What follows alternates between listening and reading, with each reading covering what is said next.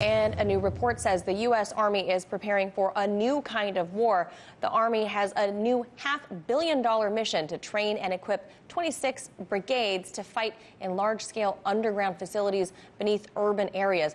According to the report by Military.com, the Pentagon is planning for possible confrontations between countries like China, North Korea, and Russia. The $572 million price tag will go towards new training facilities and specialized training equipment. So for more on this, we're being joined now by former U.S. Army Brigadier General and author of the book Dark Winter, Mr. Tony Tata. Tony, thanks for being with us today. So, General, we're learning now that the DoD has approved over $500 million into this new program for training soldiers for subterranean warfare.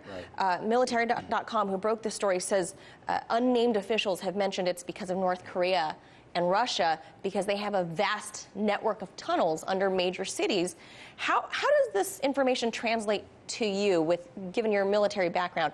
Is this kind of any sort of ominous foreshadowing of what's to come? Well, you certainly train Manila to the next war instead of the previous war. You want to be training for future combat, where you may end up skating to where the puck is going to be, as Wayne Gretzky would say, as opposed to where it currently is.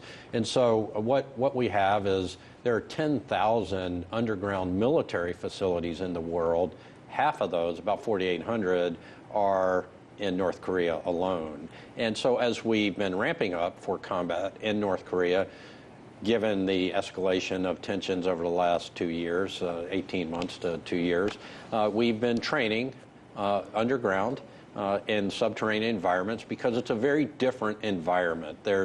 Think about when you go into the subway or the mall underground, sometimes you lose cell phone service. Your communications is tougher. And then if you're in rubbled and combat environment, it could be a very toxic environment. There are gases and so forth that can come out, and so there may be no oxygen in some areas, and so you need to be able to have breathing apparatus and those types of things. And in the communication, shoot, move, communicate, it's a very different environment underground than it is above ground. Of course, you have no satellite imagery that can give you a heads up that you can plan for.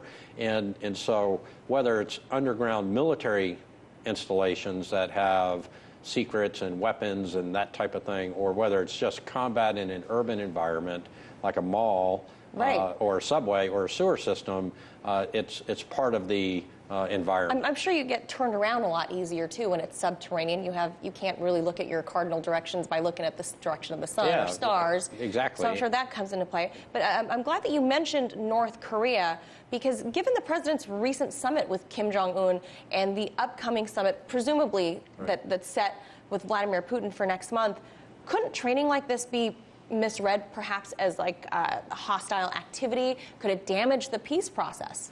No, I don't think it would damage the peace process or be read as a hostile activity, because urban terrain training, as we call training for fighting in cities, the military operations in urban terrain has long been a part of our doctrine. And it's very different fighting in cities than fighting in the big open tank battles of yesterday. So this is just a continuation and a refinement of where we think the next major combat operations will be taking place.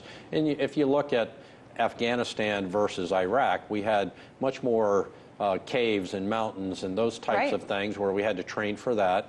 And then Iraq, we had much more urban combat where we had to train for that. And then we had the evolving improvised explosive device threat that we had to train for and learn how to defeat.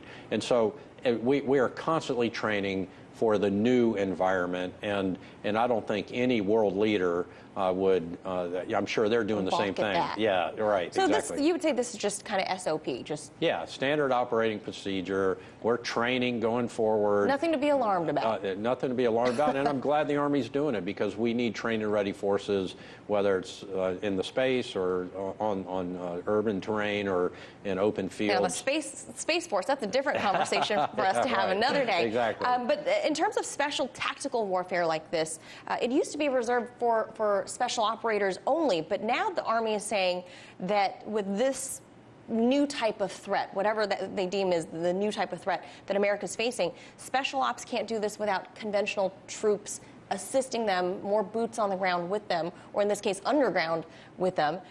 Do you think this $500 million price tag is going to be enough for that sort of endeavor? I mean, given the number of people and the new equipment, like you said, that it's just a lot of brand new technology has to go Well, there are a couple underground. of things to think about. General Townsend, who's the commander of the Army Training and Doctrine Command, he's part of this. He's got a lot of experience in Iraq, and the Army is finding a very efficient way to do this. Asymmetric Warfare Group, who's sort of tasked with looking at those future threats, they've helped construct an environment that's exportable to different areas using sea-land containers and so forth. And so you can train underground, above ground, and get the simulated effects so that you're not having to construct all these underground areas for combat units to train. And so the price tag is what it costs to train the combat brigades that the United States Army has.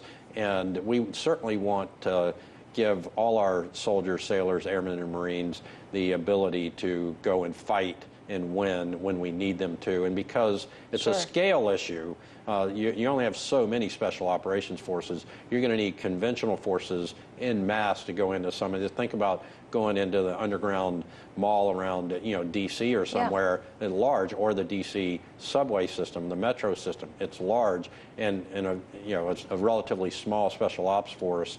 They'll get swallowed up by all of that. So you need conventional forces, which we have, a significant number of. I guess we're going to have to look to see what that ultimate price tag will be in next year's budget. Thank you so much for sharing your expertise with us, Brigadier General Tony Tata. Hey YouTube, thanks for checking out our channel. We hope you enjoyed the video. We have tons of content for you just like this. For more of RT America's one-of-a-kind news and analysis, be sure to subscribe and never stop questioning more.